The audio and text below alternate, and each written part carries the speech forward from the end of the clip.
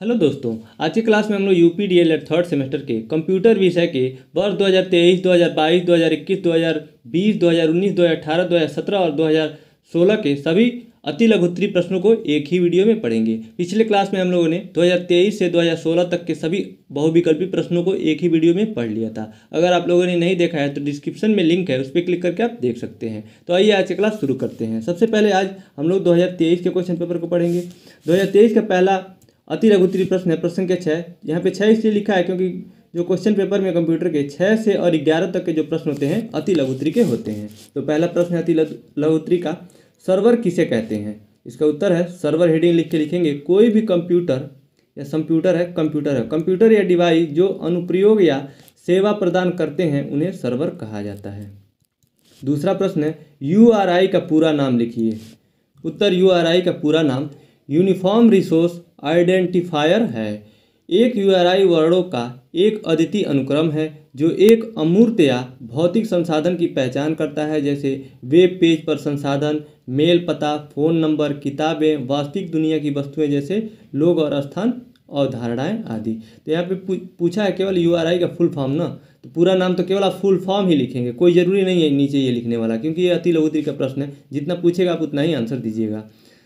प्रश्न संख्या 8 है, कंप्यूटर नेटवर्क में मैन का पूरा नाम बताइए। यहाँ पे भी फुल फॉर्म पूछा है तो बस होगा मेट्रोपॉलिटन एरिया नेटवर्क, इतना ही आप लिखिएगा। लेकिन पूरा आप जान लीजिए मेट्रोपॉलिटन एरिया नेटवर्क होता क्या है। तो मैन का पूरा नाम होता है मेट्रोपॉलिटन एरिया नेटवर्क है। यह एक ऐसा उच्च गति वाला नेटवर्क है जो आवाज़, डाटा और इमेज को 200 मेगाबाइट प्रति सेकेंड या इससे अधिक गति से डाटा को 75 किलोमीटर दूर तक ले जाता है।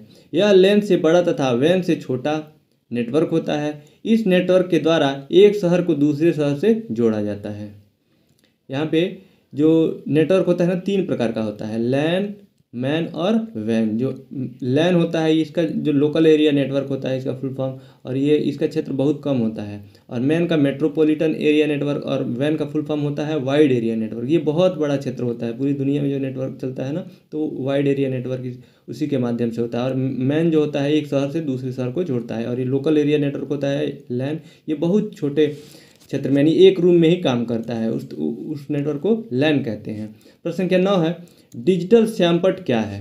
उत्तर, हेडिंग लिखेंगे डिजिटल श्यामपट्ट एक बुद्धिमान तालिका, एक इलेक्ट्रॉनिक और इंटरैक्टिव व्हाइट बोर्ड है जिसका उपयोग कंप्यूटर और प्रोजेक्टर के साथ संयोजन में किया जाता है। अब डिजिटल बोर्ड के महत्वपूर्ण प्रकार, तो पहला है इंफ्रारेड स्कैन के आधार पर एक ऑपरेशन। दूसरा है एक प्रतिरोध बटन का संचालन। तीसरा है आधारित इलेक्ट्रोमैग्नेटिक पेन के रूप में काम करे। और चौथा है एक IR पेन के आधार पर एक IR पेन का संचालन। तो ये आपको लिखने ये ज़रूरी नहीं था। डिजिटल बोर्ड का महत्वपूर्ण प्रकार तो पूछा नहीं था, केवल पूछा था कि डिजिटल बोर्ड क्या होता है, तो आप यहीं तक लिखेंगे, यहीं तक। इसमें थोड़ा सा एक्स्ट्रा लिखा हुआ है क्योंकि आप ज़्यादा पढ़ेंगे तभी आप कम लिख पाएंगे एग्जाम में। प्रश्न संख्या 10 है, स्मार्ट क्लास से क्या अभिप्राय है? उत्तर, हेडिंग लिखेंगे स्मार्ट क्लास। स्मार्ट क्लास एक उन्नत क्लासरूम है जो आधुनिक शैक्षिक प्रौद्योगिकी उपकरणों से सुसज्जित, जैसे कि डिजिटल व्हाइट बोर्ड, दूसरा प्रोजेक्टर, गोलियां, लैपटॉप, शिक्षा सुधा। छठवां है मजबूत शिक्षा प्रबंधन प्रणाली। इसी में दिया है स्मार्ट क्लास समाधान का एक ऐसा उदाहरण एक्स्ट्रा मार्क्स का स्मार्ट क्लास प्लस है जो शिक्षण सीखने की प्रक्रिया को बेहतर बनाने के लिए डिजाइन किया गया एक सर्वव्यापी डिजिटल शिक्षण समाधान है। प्रश्न संख्या 11 है, ई पुस्तकालय किसे कहते हैं? उत्तर, हेडिंग लिखेंगे ई पुस्तकालय। ई पुस्तकालय का फुल फॉर्म होता है इलेक्ट्रॉनिक लाइब्रेरी यानी ई लाइब्रेरी। एक डिजिटल पुस्तकालय से अभिप्राय इलेक्ट्रॉनिक प्रारूप में एकत्रित दस्तावेजों से है जो इंटरनेट, CD-ROM, कंप्यूटर डिस्क पर उपलब्ध होते हैं। एक पाठक पत्र पत्रिका, पुस्तकों, दृश्यों, प्रतिछायाओं, ध्वनि पंजिकाओं को एक दृश्यों को ग्रहण करने में समर्थ रहता है। इसका अर्थ हुआ कि आजकल ई पुस्तकालय यानी ई लाइब्रेरी मिलते हैं जिसका एक्सेस लेने के लिए आपको सब्सक्रिप्शन लेना पड़ता है, कुछ पैसे पे करने होते हैं जिससे आपके बहुत सारे बुक्स का आपको एक्सेस मिल जाता है। आप उसको वर्चुअल रूप में केवल आप पढ़ सकते, मतलब PDF फॉर्म में मिलता है, उस पर आप पढ़ सकते हैं। तो उसी को ई पुस्तकालय कहते हैं, यानी ई लाइब्रेरी कहते हैं। अगला प्रश्न है जो कि 2022 का पहला अति लघु उत्तरीय प्रश्न है। प्रश्न के 6, संचार से आप क्या समझते हैं? इसका उत्तर लिखेंगे, संचार एक ऐसी प्रक्रिया है जिसमें मौखिक और गैर मौखिक तरीकों से संदेश भेजना और प्राप्त करना शामिल होता है। अर्थात नीचे दिया है, अर्थात संचार ऐसा माध्यम है जिससे व्यक्ति अपने विचारों को पत्र, टेलीफोन आदि माध्यमों से दूसरों तक पहुंचाता है। देखिए, संचार का अर्थ है यानी कम्युनिकेशन से, इसी को संप्रेषण भी कहते हैं और अपने विचारों और भावों को दूसरे तक पहुंचाने की प्रक्रिया को ही संचार कहा जाता है। संचार के माध्यम मोबाइल फ़ोन, टेलीविज़न, पत्र, रेडियो ये सब हो जाएंगे।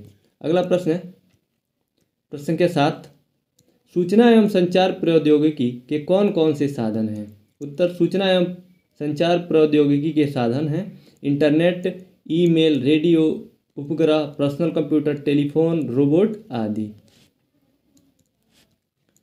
प्रश्न के 8 है, कंप्यूटर सिस्टम के अंग कौन कौन से हैं? तो उत्तर लिखेंगे इसका, कंप्यूटर सिस्टम के अंग निम्न हैं। पहला है सीपीयू, सीपीयू का फुल फॉर्म होता है सेंट्रल प्रोसेसिंग यूनिट। दूसरा है प्रोसेसर, तीसरा मदरबोर्ड, चौथा है रैम, रैम का फुल फॉर्म होता है रैंडम एक्सेस मेमोरी, और पांचवा है ग्राफिक्स कार्ड, और छठवां है मॉनिटर, सातवां है कीबोर्ड। प्रश्न संख्या 9 है, विकिपीडिया से आपका क्या आशय है? उत्तर, विकिपीडिया दो शब्दों विकी और इनसाइक्लोपीडिया से मिलकर बना है, जिसमें विकी का अर्थ जल्दी और इनसाइक्लोपीडिया का अर्थ संयोजन है। यह एक मुक्त ज्ञान कोश है जो दुनिया भर के योगदानकर्ताओं द्वारा संपादित किया जा रहा है। यह बहुभाषी वेब आधारित मुक्त सामग्री ज्ञान कोश परियोजना है। इसके बाद है प्रश्न संख्या 10, प्रसार भारती का स्थापना दिवस कब है? उत्तर, प्रसार भारती भारत का लोक सेवा प्रसारक प्रसार भारती अधिनियम 1990 के तहत स्थापित किया गया था और यह 23 नवंबर 1997 को अस्तित्व में आया। यानी प्रसार भारती की स्थापना 23 नवंबर 1997 को हुई। ये प्रश्न बहुविकल्पी में भी आया हुआ था और यहाँ पे भी पूछा हुआ है। प्रश्न संख्या 11 है, भारत में दूरदर्शन के कार्यक्रम का प्रारंभ कब हुआ? तो भारत में दूरदर्शन का पहला प्रसारण 15 सितंबर 1959 को प्रयोगात्मक आधार पर आधे घंटे के लिए शैक्षिक और विकास कार्यक्रमों के रूप में शुरू किया गया। उस समय दूरदर्शन का प्रसारण सप्ताह में सिर्फ 3 दिन आधा आधा घंटा होता था। तब इसको टेलीविज़न इंडिया नाम दिया गया था। बाद में 1975 में इसका हिंदी नामकरण दूरदर्शन कर दिया गया। यानी पहले ये दूरदर्शन का नाम टेलीविज़न इंडिया था और ये इसका जो पहला बार जो दूरदर्शन का कार्यक्रम प्रारंभ हुआ 15 सितंबर 1959, यही पूछा हुआ था। इसके बाद हम लोग 2021 के क्वेश्चन पेपर को पढ़ेंगे। 2021 का पहला अति लघु उत्तरीय प्रश्न है। प्रश्न संख्या 6, डेटाबेस के प्रमुख बताइए। यहाँ पे प्रमुख बताइए क्या तत्व होना चाहिए, डेटाबेस के प्रमुख तत्व बताइए। तो इसका उत्तर होगा, डेटाबेस का सीधा मतलब बहुत सारे डेटा का समूह जिन्हें एक जगह क्रमबद्ध तरीके से स्टोर किया जाता है ताकि इसे आसानी से एक्सेस, मॉडिफाई और अपडेट किया जा सके। एक डेटाबेस बहुत से तत्वों से मिलकर बनता है। अब इनके तत्व क्या क्या हैं डेटाबेस के? पहला है टेबल, दूसरा क्षेत्र एवं स्तंभ यानी फील्ड्स एंड कॉलम्स, और रिकॉर्ड्स और पंक्तियाँ यानी रिकॉर्ड्स एंड रोज, और कीज़ होते हैं जिनको कुंजियाँ भी कहते हैं। ये सब इनके तत्व हो जाएंगे डेटाबेस के। प्रश्न के साथ है, वेबसाइट क्या होती है? उत्तर, वेबसाइट कई वेब पेजों का संग्रह होता है। वेब पेज को हाइपर टेक्स्ट मार्कअप लैंग्वेज में लिखा जाता है। इसे किसी ऐसे कंप्यूटर पर संग्रहित या होस्ट किया जाता है जो 24 घंटे इंटरनेट से जुड़ा होता है ताकि वेबसाइट को इंटरनेट की सहायता से कभी भी एक्सेस किया जा सके। सामान्यतः ऐसे कंप्यूटर को वेब सर्वर के रूप में जाना जाता है। वेबसाइट की पहचान के लिए डोमेन नेम का इस्तेमाल करते हैं। डोमेन नेम वेबसाइट के पते का कार्य भी करता है। अगला प्रश्न संख्या 8, शैक्षिक दूरदर्शन से क्या समझते हैं? उत्तर, दूरदर्शन जनसंचार साधनों के अंतर्गत उपलब्ध सभी साधनों में सबसे सशक्त माध्यम है क्योंकि इसमें श्रव्य संप्रेषण के साथ साथ दृश्य साधन भी उपलब्ध हैं। जब दूरदर्शन कार्यक्रम सामान्य रूप से शैक्षिक समस्याओं से संबंधित हो तो उसे शैक्षिक दूरदर्शन कार्यक्रम कहते हैं। यानी शिक्षा से संबंधित जब कार्यक्रम दूरदर्शन पे आया तो उसी को शैक्षिक दूरदर्शन कहते हैं। जैसे कि दिया हुआ इसमें स्वास्थ्य संबंधी कार्यक्रम, सांस्कृतिक विकास, जीवन स्तर के उन्नयन संबंधी कार्यक्रम, सामान्य ज्ञान संवर्धन संबंधी कार्यक्रम आदि। अगला प्रश्न है प्रश्न संख्या 9, डेटा माइनिंग से क्या तात्पर्य है? उत्तर, बहुत बड़े डेटाबेस में से किसी उपयोगी सूचना को ढूंढना ही डेटा माइनिंग कहलाता है। अन्य शब्दों में यह कहा जा सकता है कि किसी प्रकार की सूचना को डेटाबेस में से खोज करना ही डेटा माइनिंग है। इसके लिए सांख्यिकी, कंप्यूटर ग्राफिक्स, आर्टिफिशियल इंटेलिजेंस आदि तकनीकों का उपयोग किया जाता है, जिससे चाही गई नवीन प्रकार की सूचना को तीव्र गति में डेटाबेस में से ढूंढकर यूज़र को प्रदर्शित किया जा सके। डाटा माइनिंग के द्वारा किसी परिस्थिति की व्याख्या, विश्लेषण और विशिष्ट परिकल्पनाओं के पुष्टिकरण के संबंध में जानकारी प्राप्त की जा सकती है। यानी डेटा माइनिंग का मुख्य रूप से जो अर्थ होता है कि मतलब सूचनाओं को खोजना जहाँ भी कहीं बड़े मात्रा में सूचना उपलब्ध हो उसमें से सर्च करना, एक आपको निश्चित जो कोई किसी के बारे में पता लगाना उसको आप सर्च कर रहे हैं, खोज रहे हैं, उसी को डेटा माइनिंग कहते हैं। प्रश्न संख्या 10 है, श्रव्य सामग्री के कोई दो उपयोग लिखिए। उत्तर, श्रव्य सामग्री को शैक्षिक सामग्री भी कहा जाता है। श्रव्य का अर्थ है सुनना और दृश्य का अर्थ है देखना। ऐसी सभी सहायताएं जो हमारी इंद्रियों के माध्यम से हमें चीज़ों को स्पष्ट करने का प्रयास करती हैं, उन्हें श्रव्य दृश्य सामग्री या शैक्षिक सामग्री कहा जाता है। श्रव्य दृश्य सामग्री के उपयोग, पहला है विद्यार्थियों की समझ को सुगम बनाने के लिए श्रव्य दृश्य सामग्री की सहायता से समझ को विकसित बहुत आसान तरीके से किया जा सकता है। इससे कोई भी पाठ वस्तु को बहुत आसान तरीके से समझ व सीख सकते हैं। दूसरा उपयोग है सुनने की क्षमता विकसित करना। सुनने की क्षमता को श्रव्य दृश्य सामग्री के उपयोग में सर्वोत्तम रूप से विकसित किया जा सकता है। यह स्कूलों, कॉलेजों और अन्य शैक्षणिक संस्थानों की जिम्मेदारी है कि वे पहले अपने छात्रों को अच्छा श्रोता बनने के लिए प्रशिक्षण प्रदान करें। तो दो उपयोग पूछा था, दो उपयोग हम लोगों ने पढ़ लिया। इसके बाद है प्रश्न संख्या 11, जॉब पोर्टल क्या होते हैं? उत्तर, जॉब पोर्टल एक ऐसी वेबसाइट है जहां जिन लोगों को नौकरी की ज़रूरत होती है वे नौकरी ढूंढ सकते हैं और नौकरी चाहने वालों की तलाश करने वाली कंपनियां सही कर्मचारी ढूंढ सकती हैं। यह एक ऐसे माध्यम के रूप में कार्य करता है जहां नौकरी चाहने वाले प्रोफाइल बना सकते हैं, बायोडाटा अपलोड कर सकते हैं और विभिन्न उद्योगों और संस्थानों में नौकरी के अवसर खोज सकते हैं। देखिए, जो जॉब पोर्टल होता है, यहाँ पे एक पोर्टल ऐसा होता है जहाँ पे जो भी इच्छुक लोग होते हैं, नौकरी जो पाना चाहते हैं, अपना प्रोफाइल बनाते हैं। जैसे लिंक्डइन है, अपना है और naukri.com है। यहाँ पे आप अपना पोर्टल बनाएंगे और उससे संबंधित कंपनियाँ आती हैं जिनको जिस तरह के कर्मचारी चाहिए उनको हायर करके ले जाती हैं, तो उसी को जॉब पोर्टल कहते हैं। इसके बाद हम लोग 2020 के क्वेश्चन पेपर को पढ़ेंगे। 2020 का पहला अति लघु उत्तरीय प्रश्न है, भारतवर्ष में सर्वप्रथम रेडियो स्टेशन का उद्घाटन कब हुआ? उत्तर, भारत में सर्वप्रथम रेडियो स्टेशन का उद्घाटन 23 जुलाई 1927 में बम्बई में शुरू हुआ। भारत के तत्कालीन वायसराय लॉर्ड इरविन ने बम्बई में इस केंद्र का उद्घाटन किया। उसी वर्ष 26 अगस्त 1927 को कलकत्ता केंद्र का भी उद्घाटन बंगाल के गवर्नर सर स्टैनले जैक्सन ने किया। प्रश्न के साथ है, स्लाइडें कितने प्रकार की होती हैं? उत्तर, स्लाइडें लेआउट से तात्पर्य पावर पॉइंट में किसी प्रेजेंटेशन को प्रस्तुत करने वाले डिजाइन से है। स्लाइड लेआउट 4 प्रकार की होती हैं। यही पूछा हुआ था, स्लाइड कितने प्रकार की होती हैं स्लाइडें? तो 4 प्रकार की होती हैं। पहला है टेक्स्ट लेआउट, दूसरा है कंटेंट लेआउट, तीसरा है टेक्स्ट और कंटेंट लेआउट और चौथा है अन्य लेआउट। प्रश्न संख्या 8 है, क्लाइंट से क्या आशय है?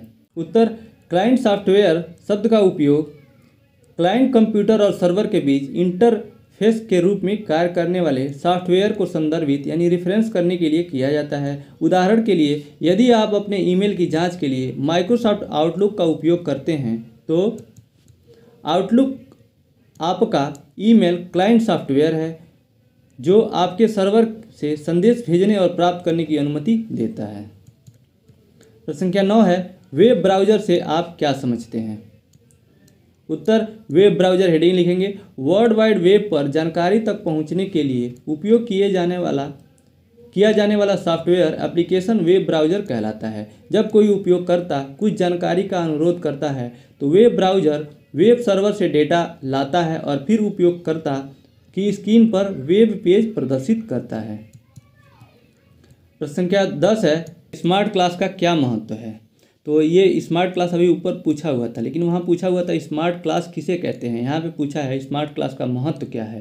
तो हेडिंग लिखेंगे स्मार्ट क्लास, थोड़ा सा लिख देंगे इसमें। स्मार्ट क्लास एक उन्नत क्लासरूम है जो आधुनिक शैक्षिक प्रौद्योगिकी उपकरणों से सुसज्जित है, जैसे डिजिटल व्हाइट बोर्ड, दूसरा है प्रोजेक्टर, तीसरा गोलियाँ और चौथा है लैपटॉप। तो कोई ज़रूरी नहीं आप स्मार्ट क्लास के बारे में ना बता के डायरेक्ट आप आ जाइएगा। स्मार्ट क्लास का महत्व निम्न है। इसमें पहला लिखिएगा, आज की शिक्षा प्रणाली में भी स्मार्ट क्लास में क्रांति आई है। अब स्मार्ट क्लास जरूरी हो गई है। स्मार्ट क्लास से पढ़ना बहुत सरल हो गया है। अब शिक्षक को लिखने का प्रयास नहीं करना पड़ता, बल्कि क्लिक करके आसानी से लिख सकते हैं। प्रोजेक्टर की मदद से बच्चे बड़े आराम से पढ़ रहे हैं। यानी जो बच्चों को डिजिटल रूप में पढ़ाया जाता है ना, उसी को स्मार्ट क्लास कहते हैं। कोई बड़ा चीज़ नहीं है। इसमें क्या क्या परिवर्तन हुआ है, इसे परिवर्तन हुआ है, इसका महत्व क्या है, क्या है कि शिक्षकों को पढ़ाने में आसानी हो गई है और बच्चों को भी पढ़ने में आसानी हो गई है। इससे इंटरेस्ट डेवलप होता है। जो चीज़ें हमको ऐसे समझ में नहीं आती है वो बच्चों को वीडियो के माध्यम से स्मार्ट क्लास से ज़्यादा अच्छे से समझ में आती हैं। और वो स्मार्ट क्लास के द्वारा सीखा गया जो ज्ञान होता है प्रभावी होता है और परमानेंट होता है, लंबे समय तक याद रहता है। दूसरा महत्व है, स्मार्ट क्लास बहुत ही प्रभावित होते हैं। प्रभावित नहीं होगा, यहाँ पे प्रभावी होगा। स्मार्ट क्लास बहुत प्रभावी होते हैं क्योंकि इसमें बच्चों को पाठ चित्र के साथ पढ़ाया जाता है। तो यह बहुत ही रुचिकर और बहुत ही महत्वपूर्ण है। यही अभी ऊपर हमने बताया आपको। तीसरा है महत्व इसका, स्मार्ट क्लास के आ जाने से स्कूल में शिक्षा की तस्वीर बदल रही है। अब कक्षाओं में छात्रों की पढ़ाई पहले से ज़्यादा सुविधाजनक एवं हाईटेक हो गई है। देश के कई स्कूलों में ब्लैक बोर्ड की जगह प्रोजेक्टर, टीचर के हाथ में चाक की जगह स्लाइड डिवाइस या जो लाइट पेन होता है उसका भी मदद लिया जाता है। और बच्चों के हाथ में पेन पेंसिल की जगह रिमोट कंट्रोल आ गया है। चौथा महत्व है स्मार्ट क्लास का, स्मार्ट क्लास के द्वारा पढ़ाई के तरीकों में बच्चों को हर चीज़ वीडियो, पिक्चर्स एवं ग्राफिक्स के जरिए समझाई जाती है। टेस्ट देने के लिए भी हाईटेक तरीकों का इस्तेमाल किया जा रहा है। प्रोजेक्टर पर प्रश्न देखते ही छात्र रिमोट के जरिए अपना जवाब देंगे और तुरंत सही गलत का पता भी चल जाता है। तो ये सब महत्व हो जाएगा स्मार्ट क्लास का। उसके बाद है प्रश्न संख्या 11, सर्च इंजन क्या है। उत्तर हेडिंग लिखेंगे सर्च इंजन। सर्च इंजन एक ऐसी तकनीक है जिसके द्वारा किसी भी विषय से संबंधित विश्व में प्राप्त जानकारी को सरलता तथा शीघ्रता से प्राप्त किया जा सकता है। वर्तमान समय में इंटरनेट पर 100 से अधिक सर्च इंजन हैं। इनमें से कुछ लोकप्रिय search engine Google, Yahoo, wing आदि है। आगे दिया इसमें, सर्च इंजन का उपयोग जानकारी प्राप्त करने, नए वेबसाइट खोजने, व्यापक तथा गैर लाभकारी संगठनों की जानकारी में उपयोग करते हैं। यानी इनका जो उपयोग करते हैं ये सब कामों में किया जाता है। नई चीज़ें खोजने, जानकारी इकट्ठा करने और गैर लाभकारी संगठनों के बारे में जानकारी प्राप्त करने के लिए इन सब का प्रयोग करते हैं। इसके बाद है 2019 का क्वेश्चन पेपर। 2019 का पहला अति लघु उत्तरीय प्रश्न है, सर्वर का क्या अर्थ है। तो इसका उत्तर लिखेंगे, सर्वर हेडिंग लिखेंगे। ये प्रश्न पूछा जा चुका है, रिपीट हो रहा है। सर्वर हार्डवेयर या सॉफ्टवेयर का एक संयोग है जिसे क्लाइंट की सेवा के लिए डिजाइन किया गया है। सर्वर विभिन्न कार्यकर्ताएं प्रदान कर सकते हैं जिन्हें अक्सर सेवाएं कहा जाता है, जैसे कई क्लाइंट के बीच डेटा या संसाधन साझा करना या क्लाइंट के लिए गणना करना। एक सर्वर कई क्लाइंट्स को सेवा दे सकता है और एक क्लाइंट कई सर्वरों का उपयोग कर सकता है। अगला प्रश्न है प्रश्न संख्या 7, वेब पेज से आप क्या समझते हैं। उत्तर हेडिंग लिखेंगे web page. Web page world wide web पर एक हाइपर टेक्स्ट दस्तावेज है। वेब पेज वेब सर्वर से यूजर को भेजे जाते हैं और एक वेब ब्राउज़र में दिखाए जाते हैं। किसी वेबसाइट में एक डोमेन नाम के अंदर एक साथ जुड़े कई वेब पेज होते हैं। वेब पेज के अंतर्गत होने वाले टेक्स्ट, चित्र और अन्य सामग्री संग्रहित किए जाते हैं जो एक से अधिक लोगों द्वारा देखे जाने के लिए उपलब्ध होते हैं। इसके बाद है प्रश्न संख्या 8, कंप्यूटर सिस्टम के अंग कौन कौन से हैं। उत्तर कंप्यूटर सिस्टम के अंग कंप्यूटर के मुख्य भाग होते हैं। हार्डवेयर और सॉफ्टवेयर दो मुख्य भागों में बांटा जाता है। हार्डवेयर में कंप्यूटर के वे समस्त पार्ट्स शामिल हैं जो दिखाई देते हैं और जिन्हें आप छू भी सकते हैं, आगे दिया इसमें, अथवा जिन्हें हम स्पर्श कर सकते हैं, जैसे माउस, कुंजी पटल यानी कीबोर्ड, इलेक्ट्रॉनिक और इलेक्ट्रिक सर्किट, मॉनिटर, सीपीयू और माउस, ये सभी जो हो जाएंगे ये हार्डवेयर के अंतर्गत आते हैं। सॉफ्टवेयर के अंतर्गत जो आएगा कंप्यूटर के अंदर जो सॉफ्टवेयर होता है, एप्लीकेशन सॉफ्टवेयर और जो प्रोग्राम्स होते हैं, ये सब सॉफ्टवेयर के अंतर्गत आ जाएंगे। इसको केवल देखा जा सकता है, टच नहीं किया जा सकता, छू नहीं सकते हैं। इसके बाद है प्रश्न क्या 9, सीडी रोम क्या है? हेडिंग लिखेंगे CD ROM. Compact disc read only memory का फुल फॉर्म होता है। एक प्रकार की रीड ओनली मेमोरी है जिसमें डेटा होता है। कंप्यूटर सीडी रोम को पढ़ तो सकते हैं लेकिन लिख या मिटा नहीं सकते। कुछ सीडी जिन्हें इन्हांस सीडी कहा जाता है, कंप्यूटर डेटा और ऑडियो दोनों को सीडी प्लेयर पर चलाने में सक्षम रखती है, जबकि डेटा केवल कंप्यूटर पर उपयोग करने योग्य है। अगला प्रश्न है प्रश्न संख्या 10, स्लाइड के द्वारा प्रस्तुति का क्या महत्व है? उत्तर हेडिंग लिखेंगे स्लाइड के द्वारा प्रस्तुति का महत्व। इस व्यू का उपयोग सभी प्रभावों और रंग संयोजककर्ताओं, ये ऊपर र छूट गया है, संयोजककर्ताओं के साथ अंतिम प्रस्तुतिकरण को दिखाने के लिए किया जाता है। इस प्रकार की प्रस्तुति से चीज़ें सरलता से समझ में आ जाती हैं।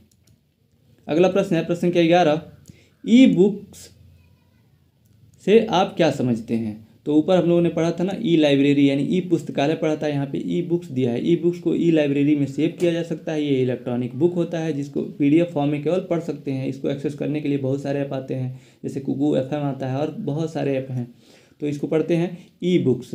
यह एक पुस्तक प्रकाशन है जो इलेक्ट्रॉनिक रूप में उपलब्ध कराया जाता है, जिसमें पाठ, चित्र या दोनों शामिल होते हैं, जो कंप्यूटर या अन्य इलेक्ट्रॉनिक के फ्लैट पैनल डिस्प्ले पर पढ़ने योग्य होते हैं। यानी वही है फ्लैट डिस्प्ले पे, केवल डिस्प्ले पे, यानी पीडीएफ को ही तो पढ़ा जा सकता है, तो यही होता है ई बुक्स, इलेक्ट्रॉनिक बुक्स इसका फुल फॉर्म होता है। इसके बाद हम लोग 2018 के क्वेश्चन पेपर को पढ़ेंगे। 2018 का पहला अति लघु उत्तरीय प्रश्न है, सूचना एवं संचार प्रौद्योगिकी के कौन कौन से साधन हैं?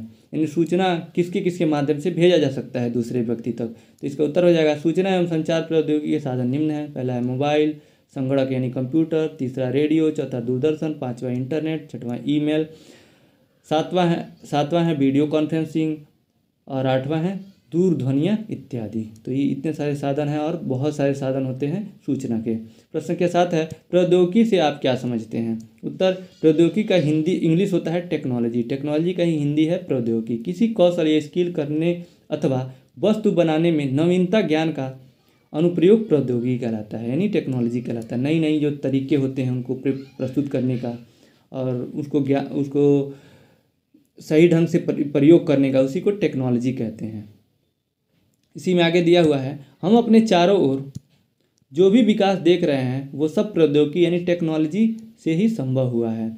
विज्ञान के नियमों और सिद्धांतों के अनुप्रयोग से व्यवहारिक जीवन में उसे उतारना ही तकनीकी है। सुई से लेकर हवाई जहाज तक निर्माण टेक्नोलॉजी से ही संभव हुआ है, यानी प्रौद्योगिकी के द्वारा ही संभव हुआ है। प्रश्न संख्या 8 है, कंप्यूटर सिस्टम के अंग कौन कौन से हैं? ये प्रश्न सेम प्रश्न अभी आया हुआ था, हमने पढ़ा है, रिपीट हुआ है।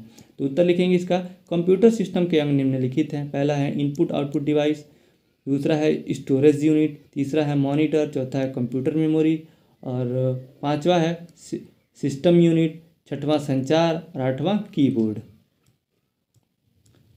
प्रश्न संख्या 9 है, सर्च इंजन क्या है? ये भी प्रश्न रिपीट हो रहा है। उत्तर लिखेंगे इसका, हेडिंग लिखेंगे सर्च इंजन। सर्च इंजन एक ऐसी तकनीकी है जिसके द्वारा किसी भी विषय से संबंधित विश्व में प्राप्त जानकारी को सरलता तथा शीघ्रता से प्राप्त किया जा सकता है। वर्तमान समय में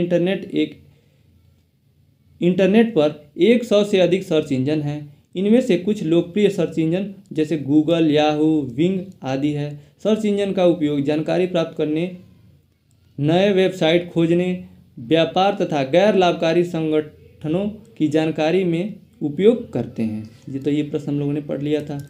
इसके बाद है प्रश्न संख्या 10, शैक्षिक रेडियो को संक्षिप्त में समझाइए।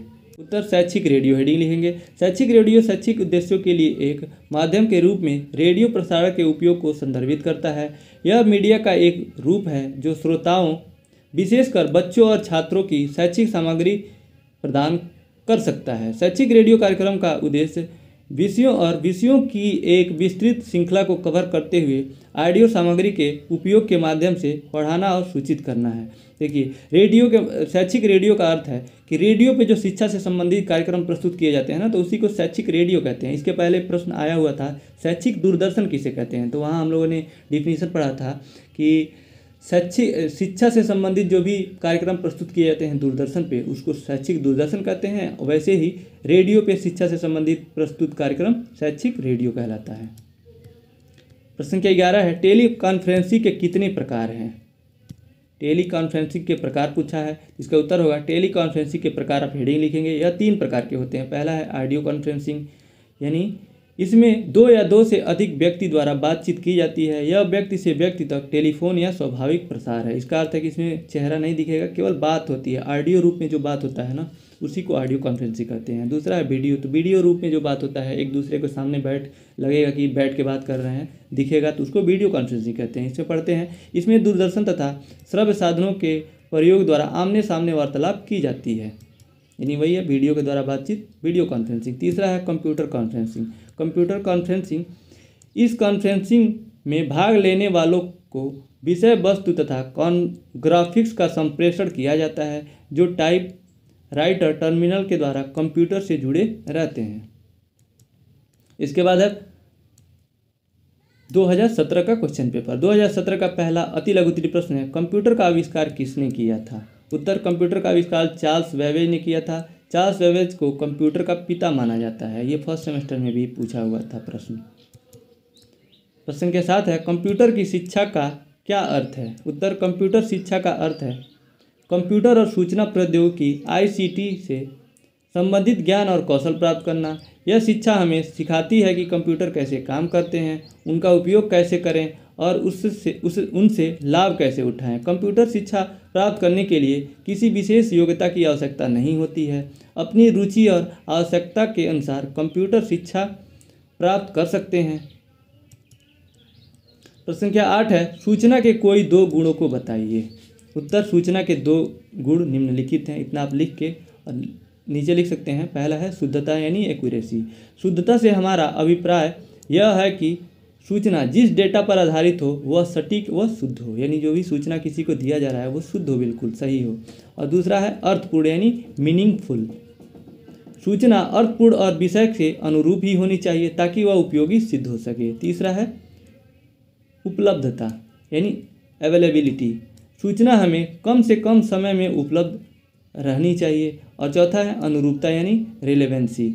अनुरूप का अर्थ है कि यदि कोई सूचना एक छात्र से संबंधित है तो वह दूसरे छात्र के लिए अनुरूप नहीं हो सकता। इसका अर्थ है कि जिसके जो अनुरूप है ना सूचना, उसी को देना चाहिए। जैसे छात्रों को आप प्राइमरी बच्चों को पढ़ा रहे हैं, वहाँ पे स्टॉक मार्केट का बात बता रहे हैं उन सबको, तो ये रिलेवेंस नहीं होगा। ये जो सूचना दिया जाएगा ये अनुरूपता को नहीं दिखाएगा, क्योंकि बच्चों को उनसे कोई मतलब ही नहीं है। तो जो बच्चों को ज़रूरी हो, उनसे संबंधित हो, वही सूचना उनको दिया जाना चाहिए।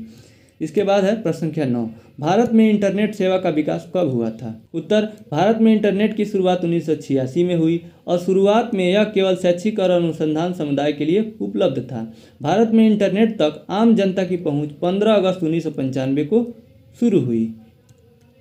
प्रश्न संख्या 10 है, इंटरनेट के प्रमुख भाग कौन कौन से हैं? उत्तर, इंटरनेट के प्रमुख भाग निम्न हैं। पहला है इंटरनेट के आवश्यक घटक, यानी इक्विपमेंट रिक्वायर्ड फॉर इंटरनेट। दूसरा है वेब ब्राउज़र। तीसरा है वेब सर्वर।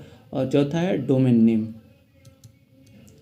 प्रश्न संख्या 11 है, स्मार्ट कक्षाओं से आप क्या समझते हैं? उत्तर, ये प्रश्न रिपीट हुआ है, इसके पहले पूछा जा चुका है स्मार्ट कक्षाओं के बारे में, तो फिर से एक बार पढ़ लेते हैं। स्मार्ट क्लास शिक्षण की एक नवीन संकल्पना है जिसमें अधिगम यानी लर्निंग सामग्री द्वारा छात्रों को अधिगम का जीवंत अनुभव कराया जाता है। जीवंत अनुभव का अर्थ है कि मतलब जो भी बच्चे पढ़ते हैं उनको सीधे देख लेते हैं, स्मार्ट क्लास के माध्यम से बगल में देख सकते हैं। अभी वीडियो बच्चों को दिखा दिया जाता है, उनको सजीवता लगता है उसमें, तो यही है जीवंत अनुभव। इसके बाद है इसी में स्मार्ट कक्षा में शिक्षक मल्टीमीडिया अधिगम सामग्री द्वारा छात्रों को प्रभावी अधिगम अनुभव प्रदान करता है। इस विधि में शिक्षण करने से छात्रों की एकाग्रता बढ़ती है तथा अधिगम अधिकतम होता है।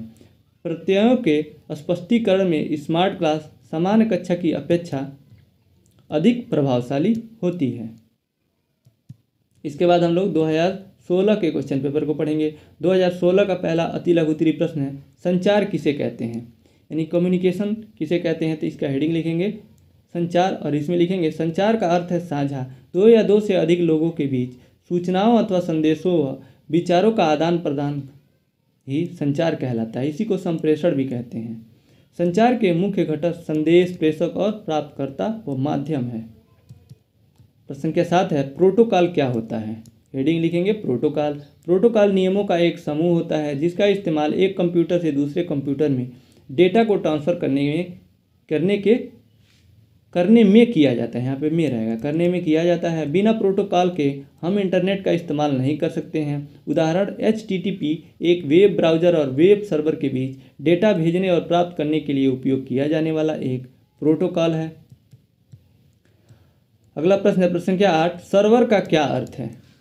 ये प्रश्न रिपीट हो रहा है, ये प्रश्न पूछा जा चुका है। उत्तर हेडिंग लिखेंगे सर्वर। सर्वर एक कंप्यूटर प्रोग्राम या डिवाइस है जो दूसरे कंप्यूटर प्रोग्राम और उसके उपयोगकर्ता, जिसे क्लाइंट भी कहा जाता है, को सेवा प्रदान करता है। इसका अर्थ हुआ कि एक ये कंप्यूटर प्रोग्राम या डिवाइस है जो एक दूसरे कंप्यूटर और उसके क्लाइंट को जोड़ता है या वह उसको सेवा प्रदान करता है ना, उसी को सर्वर कहते हैं। इसका उपयोग है कंप्यूटर नेटवर्क में, इसकी महत्वपूर्ण भूमिका है। इसका प्रयोग नेटवर्क के संसाधनों को मैनेज करने के लिए किया जाता है, जैसे ईमेल भेजना, प्राप्त करना तथा नेटवर्क का नियंत्रण करना।